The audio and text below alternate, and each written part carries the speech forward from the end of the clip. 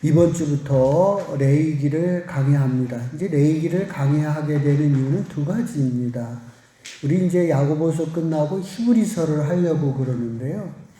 히브리서를 제대로 이해를 하려면 구약의 오경을 제대로 이해를 해야 돼요. 그래서 이제 레위기를 선택한 거고요. 두 번째 이유는 레위기 안에 신약의 핵심 주제가 많이 연관이 되어 있어요. 이제 예를 들면 예수님의 십자가에서 흘리신 피를 우리가 구속의 보혈이다라고 얘기들을 합니다. 레위기의 대속죄일과 연관이 있는 겁니다. 히브리서를 보게 되면 대제사장인 예수님이라고 대제사장이신 예수 그리스도라고 이야기를 하고 있습니다. 이것은 레위기의 제사장법을 이해를 해야만 하는 겁니다. 바울은 로마서에서 거룩한 산 제물이 되라고 말씀하고 있습니다. 레위기에 나오는 제사법을 알아야 되는 거예요. 그래야 산 제물이 무슨 의미가 있는지를 알 수가 있다는 거지요. 그래서 레위기는 이렇듯 신약의 핵심의 부분을 이해하는데 아주 중요한 키가 된다는 거예요. 그래서 이번에 레위기를 선택을 했습니다. 레위기가 이렇게 중요한데요. 그래서 이제 읽으려고 하면 쉽지가 않아요. 성경 일독을 시작한 분들이 보통 이제 이 레위기 앞에 와서는 위기가 온다는 거죠. 그래서 이제 성경을 읽는 분들이 레위기를 읽다 내게 위기가 온다. 그래서 내 위기다. 나에게 위기가 온다. 그래서 내 위기를 내 위기다 라고들 한다고 합니다. 근데 이제 꼭 그렇지만 않은 거로 이제 말씀드릴게요. 이제 그 구조하고 용어를 정확히 이해를 하고 읽으면 이게 이런 거구나. 그리고 왜 이게 계속 반복되는지 그런 거를 이해를 하고 읽으면 그렇게 어려운 게 아니에요. 아주 단순한 거예요. 아주 단순한 핵심의 부분이에요. 이 부분은. 그래서 여러분 오늘 제가 이제 용어 해설하고 구조를 드릴 텐데 개론으로 그 부분을 잘 이해를 하면 그리고 이제 읽어보세요. 오늘부터 이제 5주에 걸쳐서 설교를 할 거거든요. 레위기를 읽어보면 위기가 절대로 오지 않습니다. 위기가 오지 않고 이런 거구나 금방 이해할 수 있으리라 생각을 합니다. 레위기서 19장입니다. 1절부터 4절의 말씀 교독하도록 하겠습니다. 2절 말씀 합독합니다. 시작. 너는 이스라엘 자손의 온 회중에게 말하여 이르라. 너희는 거룩하라. 이는 나 여호와 거룩함이니라. 아멘. 레위기 전체의 핵심의 구절이 뜻이 뭐냐면 거룩하라입니다. 구약 전체의 핵심도 뭐냐면 거룩하라입니다. 그러니까 우리가 구약에서 핵심을 갖다가 우리가 십계명이라고 이렇게 생각을 하잖아요. 근데 이 십계명도 역시 거룩하라 안에 포함되어지는 겁니다. 내가 거룩하니 너희도 거룩하라. 그 거룩하기 위해서 무엇을 지켜야 된다? 십계명을 지켜야 한다. 그런 뜻입니다. 이제 레위기의 위치를 보도록 하겠습니다. 레위기가 차지하고 있는 위치를 보겠습니다. 이제 이스라엘 백성들이 애굽에서 탈출을 해서 광야를 지나서 시내산에 도착을 했습니다. 이 시내산에서 모세가 십계명을 받게 됩니다. 그리고 내려오잖아요. 그리고 이제 이 내용이 어디에 나오느냐면 출애굽기에 나오는 내용. 그리고 이제 내려와서는 이 십계명을 받은 이후에는 뭐를 하나님께서 명하셨느냐 하면 성막을 지으라고 하는 내용이 나오게 돼요. 그 내용이 뭐냐면 민수기의 내용이에요. 레위기의 내용은 뭐냐면 그러면 성막 안에서 어떠한 일들을 해야 되느냐 하는 내용이 기록되어 있는 것이 레위기입니다. 그러니까 출애굽기, 레위기, 민수기 그 핵심의 레위기, 어떻게 너희가 예배를 드려야 하느냐 하는 내용이 레위기에 담겨져 있다. 그러니까 모세 오경의 핵심의 성경은 어디냐면 레위기가 되는 거예요. 그래서 이스라엘 사람들은 가장 먼저 레위기를 가르치는 거예요. 3절, 4절 말씀 교독하겠습니다. 너희 각 사람은 부모를 경외하고 나의 안식일을 지키라. 나는 너희 하나님 여호와이니라. 너희는 헛된 것들에게로 향하지 말며 너희를 위하여 실상들을 부어 만들지 말라. 나는 너희의 하나님 여호와이니라. 하나님을 믿는 사람들은 부모를 경외하고 안식일을 지키고 우상을 섬기지 않습니다. 이렇게 이스라엘 사람들은 딱 신앙생활을 해가는 거예요. 그러다 보면 누구와 구별되겠어요? 이방인들과 구별되는 거예요. 그러니까 거룩하다고 하는 것이 첫 번째로는 뭐냐면 구별됨을 나타내는 거예요. 이방인과 유대인들은 딱 구별되는 거예요. 하나님을 섬기고 안식일을 지키고 부모를 경외하고 우상을 섬기지 않는 모습으로 이방인들과 명확히 구별되는 것, 이것이 표면적으로 나타나는 거룩함입니다. 그러면 내면적으로는 어떤 것이 거룩한 것이냐? 하나님이 사람과 구별되는 것이 딱 하나가 있습니다. 하나님의 속성 중에 뭐냐면 하나님은 죄가 없다는 거예요. 내가 거룩하니 너희도 거룩하라. 내가 죄가 없으니 너도 죄가 없어야 된다. 이것이 우리 하나님을 믿는 백성들에게 요구하시는 거룩함이라는 것입니다. 그런데 살아가다 보면 우리는 죄를 짓게 되잖아요. 근데 하나님은 그 죄를 지은 사람의 예배를 원하지 않으시는 거예요. 그래서 죄를 지은 사람들은 어떻게 해야 되느냐? 속죄를 받아야 되는, 죄를 속함을 받는 제사를 드리는 거예요. 그렇게 죄를 속함을 받은 이후에 거룩한 백성이 되어서 하나님 앞에 예배를 드려야 하나님이 그 예배를 받으신다. 그런 뜻입니다. 그래서 이 레위기에는 무엇이 담겨 있느냐?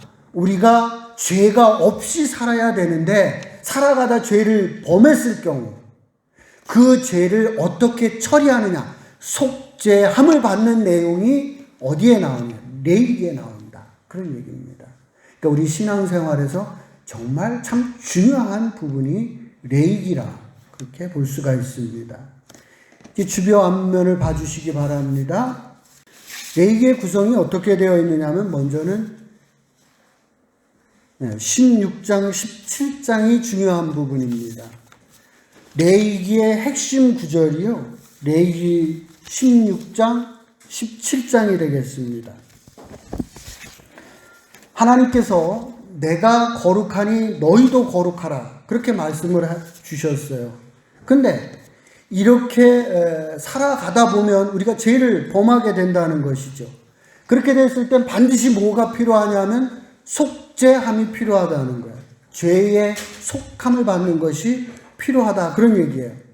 그래서 이 레위기서 16장, 17장에는 무엇이 나오느냐 하면은 우리의 죄를 대속받는, 속죄함을 받는 속죄일이 나오는 거예요. 이거를 우리가 대속죄일이라고 그래요. 그래서 이 날짜가 유대인의 달력으로는 며칠이 되느냐 하면 7월 10일이 되는 거예요. 그러니까 유대인들에게 있어서는 종교적으로 가장 중요한 날이 어느 날이냐? 나의 죄가 속함을 받는 이 속죄일 7월 10일 레위기서 16장 17장에 나오는 속죄함을 받는 내용이 레위기의 중심을 차지하고 있습니다. 이제 앞에 보면은 1장 7장 그 다음에 23장 27장 보면 예배와 절기에 대한 부분이 나오는 것을 볼 수가 있습니다. 예배와 절기 부분. 자, 보면 이제 1장에서부터 이제 우리가 이제 힘들다고 하는 부분이 이 부분이거든요. 한번 이거 보시면 되는데, 주보를 보시면 돼요. 주보 안에도 실어져 있어요. 예배의 종류가 몇 종류냐면 5종류입니다. 번제, 소제, 화목제, 속죄제, 속건제입니다. 번제라고 하는 것은 짐승을 가지고 드려지는 제사를 얘기하는 거예요. 짐승, 소, 양, 염소, 비둘기 이렇게 짐승으로 하나님 앞에 드려지는 예배 번제라고 합니다. 소제라고 하는 것은 곡물로 드리는 거예요. 곡물, 밀가루 이런 걸로 드려지는 예배를 소제라고 그럽니다. 화목제라고 하는 것은 하나님과 화목하기 위해서 드려지는 제사예요. 그것을 화목제라고 그래요. 속죄제라고 하는 것은 내 죄를 속함을 받기 위해서 드려지는 제사예요. 속건제는 속죄제와 비슷한데 이거는 뭐에 대한 부분이냐 하면 배상에 관련된 거예요. 배상. 물질 어떤 배상을 해야 될 부분이 발생됐을 때. 그래 성경에 보면 5분의 1, 20%를 이렇게 더해서 하나님 앞에 예배를 드리는 것, 이것이 속건제입니다. 자, 우리 제사의 5종류를 대봅니다. 시작. 번제, 소제, 화목제, 속죄제, 속건제. 이게 예배를 드리는 종류입니다. 그럼 이제 예배를 드리는 데 있어서 어떤 방법으로 드리느냐? 뒤에 나오는 건 방법이에요. 방법. 이게 막 헷갈리면 이제 혼란이 오는 건데 이건 방법인데요. 이건 뭐냐면 화제, 태워서 드리는 거라는 거예요. 화제라는 거는 태워서 드리는 거예요. 요제라고 하는 거는 흔들어서 드리는 거예요. 흔들어서 드리는 거. 거제라는 것은 드는 거예요. 드는 거. 들어서 드리는 거예요. 전제는 우리 이제 그 사도 바울이 전제와 같이 내가 부어졌다 그런 표현을 쓰고 있잖아요. 이거는 뭐냐 하면 번제로 드려질 때 맨 마지막에 뭘 붓느냐 하면 포도주를 부어요. 포도주를 부어서 태울 때 향기를 더 진하게 나게 하는 거죠. 그래서 레위기를 읽다 보면 냄새, 향기라는 단어가 많이 나오는 거예요. 그래서 하나님 앞에 그런 향기를 드리기 때문에 드려지는 제사의 한 방법이다. 그런 얘기입니다. 그럼 우리 번제를 한번 드려볼까요? 번제는 뭐 하는 거라 그랬어요? 태우는 거라 그랬죠. 그러니까 번제 안에는 뭐가 들어가겠어요? 화제가 되겠죠. 태우는 거. 근데 그 번제를 드리면서 흔들어서 태우는 거를 할 수가 있죠. 그러면 번제인데 화제이면서 그건 또 뭐가 되는 거예요? 요제가 되는 거죠. 거기에다가 또 포도주를 넣었어요. 그러면 뭐까지 더해 주는 거예요? 전제까지 포함되는 거다. 근데 이것이 계속 반복되기 때문에 이게 무슨 소리인지 구분하기가 어려운데, 첫 번째 제사의 종류다. 또 하나는 제사의 방법이다. 이렇게 생각을 하고, 왜 반복되느냐? 제사는 같은 내용이기 때문에 이렇듯 반복이 된다. 이렇게 보시면 되겠습니다. 이제 뒷부분으로 가면요, 다시 23장, 27절에 가보면 뭐가 나오냐면 절기가 나오게 되는 거예요. 첫 번째 나오는 게 이제 6월절이에요. 6월절은 뭐냐 하면은, 이스라엘로, 유대력으로 따르면 1월 14일이 해당되는 건데요. 이제 애굽에서 탈출하는 해방일이 되는 거죠. 오순절이 있습니다. 이거는 6월절로부터 50일 되는 날을 갖다가 오순절이라고 그래요. 나팔절이 있어요. 이거는 이제 알리는 거예요. 그 왜 나팔을 왜 부느냐 하면 속죄일이 다가왔다는 거예요. 7월 10일이 되는 거예요. 7월 10일 날은 나팔을 부은 그 주에 무엇가 있느냐 하면 바로 속죄일이 있는 거예요. 이때부터는 뭐가 되느냐면 금식을 한단 말이에요. 이스라엘 사람들이 움직이지 않아요. 나의 죄를 속함받기 위해서 그들이 금식하며 자신이 신앙을 되돌아보는 시간을 갖는 것이 속죄일이다. 그런 얘기입니다. 그 다음에 있는 절기가 초막절이에요. 우리가 뭐 성경에 이제 뒤에 보면은 수장절 이런 것들이 나와요. 이거는 레위기 때 나온 것이 아니라 후대에 나온 거예요. 추가된 절기예요. 여기 레위기까지는 이런 절기가 나오고 있다. 이렇게 보시면 되겠습니다. 다시 보면 이제 8장으로 가요. 8장에는 누구의 얘기냐면 제사장의 이야기가 나오는 거예요. 뒤로 보면 21장, 22장에도 제사장에 대한 이야기가 나와요. 네. 우리가 만인 제사장을 우리 추구하는 교회입니다. 만인 제사장, 누구나 제사장이 될 수 있어요. 그러나 아무나 제사장이 돼서는 안 돼요. 네. 반드시 제사장이 중간에 서서 예배를 이끌어가는 이 제사장들은 자신의 역할이 있고 성결의 모습이 있어요. 우리 교회에서 예배위원이 됐다, 그냥 막 하면 안 된다는 거예요. 우리도 준비해야 되고 내 자신이 하나님 앞에 부끄럽지 않은 모습, 거룩한 모습으로 이 예배를 우리가 이끌어 가야 된다. 그런 뜻입니다. 정결이 돼야 하는 게 있어요. 이 정결은 11장에서부터 15장, 18장에서부터 20장까지의 내용인데요. 정한 것과 부정한 것, 성과 속을 구분하고 있다. 뭐가 죄인지, 어떤 것이 하나님 앞에 죄가 되는지에 대해서 소개되고 있는 것이 이렇게 11장, 15장, 그 다음에 18장, 20장이다. 자, 그럼 다시 한번 우리가 이걸 볼까요? 16장, 17장이 속죄, 우리의 죄를 속함으로 거룩해 주는 것, 이게 제일 중요하다는 거예요. 그 옆에 뭐가 있느냐면 무엇가 속한 거고 뭐가 부정한 건지를 알려주시는 거예요. 죄가 뭔지 이런 걸 해서는 안 되는 거예요. 그런 것들을 알음으로 인해서 너희가 죄를 범하지 말라는 거예요. 그 다음에가 제사장이에요. 제사장이 우리가 어떻게 제사장이 중간에서 역할을 해야 되는지에 대해서 알려주고 있어요. 그 다음에는 날이에요. 어떤 날, 제사를 드릴 때 절기에 대한 내용들이 레위기에 기록되어 있다.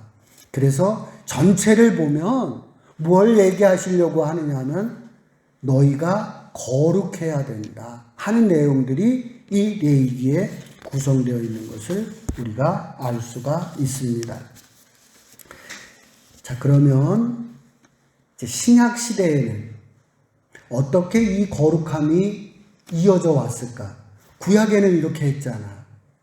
그 신약 시대에는 도대체 이 거룩함이 어떻게 이어져 왔고 우리는 어떻게 신앙생활을 하면서 거룩한 백성으로 살아갈 것인가 하는 부분을 이제 우리가 생각해 보도록 하겠습니다. 사도행전 11장 26절로부터 30절 말씀 우리 교독하도록 하겠습니다. 26절 보겠습니다. 바울과 바나바가 이제 안디옥에서 1년간 가르쳤습니다. 그래서 안디옥에서 이 두 분이 와서 1년간을 가르치고 났더니 그 안디옥 동네 사람들이, 안디옥에 있는 분들이 이 제자들을 가르쳐서 뭐라고 이야기하느냐 하면 그리스도인이라고 이야기를 하더라는 겁니다. 이 그리스도인이라고 하는 이 이야기는 좋은 뜻으로 한 말은 아닌 것으로 보여져요. 우리 예수 믿는 사람들, 예수쟁이, 쟤들은 예수쟁이야, 그런 뜻으로 불려졌다는 겁니다. 그런데 이 그리스도인으로 불려주는 거에 대해서 부끄럽게 생각하지 않았어. 자랑스럽게 생각한 거야. 그래서 그 이후로 이 기독교인들을 그리스도인이라고 부르는 거야. 그리스도인이라고 불려주는 것이 이 안디옥에서 불려졌었고, 그거에 대해서 부끄럽게 생각하지 않고 자랑스럽게 생각하면서부터 우리 예수 믿는 사람들을 가르쳐 그리스도인이라고 칭함을 받게 되었다. 그런 얘기입니다. 자, 그러면 이 안디옥의 사람들은 무엇을 했기 때문에 그리스도인이라고 칭함을 받았겠냐는 얘기죠. 첫 번째는 그렇습니다. 이 안디옥에 있는 사람들은 예수님이 주신 계명, 하나님 사랑과 이웃 사랑을 실천하는 사람입니다. 29절에도 보세요. 지금 이 사람들은 안디옥 교회 개척교회예요. 작은 교회예요. 그런데 이 교회가 누구를 돕고 있어요? 모 교회인 예루살렘 교회를 돕는 것을 보게 됩니다. 이 사람들은 안디옥에 가서 피난민이고 개척교회고 어려움에 직면해 있는 사람들이 안디옥 교회 사람들이에요. 그런데 이 사람들이 이웃을 사랑하는 마음으로 예루살렘 교회 성도들을 위해서 헌금을 했고 그 헌금을 모아서 예루살렘에 보낼 만큼 이들 안에서는 하나님 사랑과 이웃 사랑이 남달랐다는 거죠. 그래서 세상 사람들이 봐도 이 사람들은 구별되었을 거예요. 쟤들은 그리스도인이라고 칭함을 받았다는 거. 여기에 보니까 또 사도행전 성령이 충만해요. 이걸로 구분될 거예요. 안디옥에서 그리스도인들은 성령이 충만했고 예수님이 주신 계명 하나님 사랑과 이웃 사랑을 이들이 실천하는 모습이 남달랐기 때문에 세상 사람이 봐도 저 사람들은 그리스도인이야 라고 불려지게 되었다. 그런 얘기입니다. 우리가 한 번쯤 생각해 봐야 될 부분이 바로 저는 여기에 있다고 생각하는데요. 그리스도인이 구별된다는 것은 도덕보다도 떨어져서 손가락질 받는 것으로 구별되는 것은 아니라는 겁니다. 적어도 도덕을 넘어서서 세상에 빛이 되고 소금 되는 모습으로 구별되는 그런 모습이 목동교회 성도들의 모습이 되기를 주님의 이름으로 축복을 드립니다. 거룩한 것, 좋은 것으로, 멋있는 것으로 구별되어지는 그런 제자들이 되시기를 주님의 이름으로 축복을 드립니다. 자, 이제 그러면 다시 한번 우리가 우리의 삶에서 적용을 해보도록 하겠습니다. 우리가 분명히 구분돼야 되지 않겠어요? 예수님의 말씀 중에서 한 곳을 찾아서 여러분들에게 적용으로 제시해 보려고 합니다. 이것을 실천하셔서 여러분들이 한번 여러분의 삶이 구별되어졌으면 좋겠습니다. 마태복음 5장 21절로부터 24절 말씀 교독하도록 하겠습니다. 옛사람에게 말한 바 살인하지 말라. 누구든지 살인하면 심판을 받게 되리라 하였다는 것을 너희가 들었으나 나는 너희에게 이르노니 형제에게 뭐하는 자마다 심판을 받게 되고 형제를 대하여 나가라는 자는 공에 잡혀가게 되고 미련한 놈이라 하는 자는 지옥불에 들어가게 되리라. 그러므로 예물을 제단에 드리려다가 거기서 내 형제에게 원망 들을 만한 일이 있는 것이 생각나거든. 예물을 제단 앞에 두고 먼저 가서 형제와 화목하고 그 후에 와서 예물을 드리라. 아멘. 우리가 예수님을 하나님으로 믿고 있잖아요. 예수님께서 우리에게 이거를 실천하라고 말씀하고 계셔요. 이거를 실천하면 구별되겠죠. 사실 가만히 보세요. 우리 믿는 사람과 믿지 않는 사람이 별반 차이가 없습니다, 요즘은. 예수님께서는 분명히 이런 거를 실천함으로 구별되어지라는 거예요. 너희가 구약에서는 뭐 배웠다는 거예요? 6계명이 뭐라는 거예요? 살인하지 말라고 하는 것을 들었다는 거예요. 근데 나는 더 강화돼서 너희들에게 제시하고 싶다는 거예요. 이것뿐만 아니라 형제와 너희들이 우애 있기를 원한다. 이래야 구별되지 않겠냐는 거예요. 형제들과 우애 있고 형제들과 화목한 관계를 살아야 그것이 세상 사람들하고 구별되는 거지. 세상 사람들은 그러면 살인하더냐? 그렇지 않잖아. 이런 걸로 구별되는 것이 아니라 더욱 우리가 형제를 지극히 사랑하는 그 사랑함으로 구별된 삶을 살자라고 예수님께서 우리에게 제시하고 있습니다. 한번 23절에 그렇게 되어 있어요. 예물을 제단에 드리려다가 거기서 내 형제에게 원망 들을 만한 일이 있는 것이 생각나거든.